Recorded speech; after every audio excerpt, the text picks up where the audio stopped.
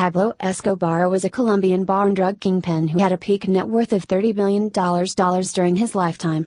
When he was alive, Pablo Escobar ran one of the most infamous and violent drug cartels in history, the Medellin Drug Cartel. At the peak of its power, the Medellin cartel distributed 80% of the world's cocaine market.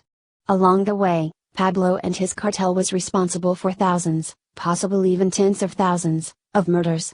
Many of these murders were innocent civilians. Pablo's time on earth was literally a reign of terror for his home country of Colombia. He was eventually imprisoned, but continued to run the Medellin cartel from inside. Using his connections, he escaped in 1992, and remained on the run until he was shot and killed on the rooftop of an apartment complex in 1993.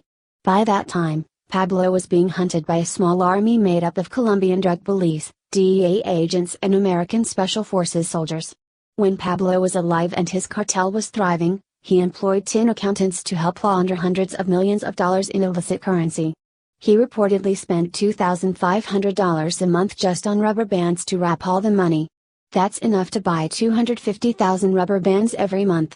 Because much of the money was being stored in basements and walls, Pablo was supposedly forced to write off $500 million in cash every year due to spoilage.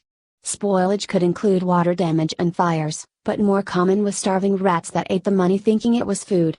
At one point while Pablo was on the run, he offered to pay off Colombia's entire national debt, totaling more than $10 billion, if they passed a law to make extradition illegal.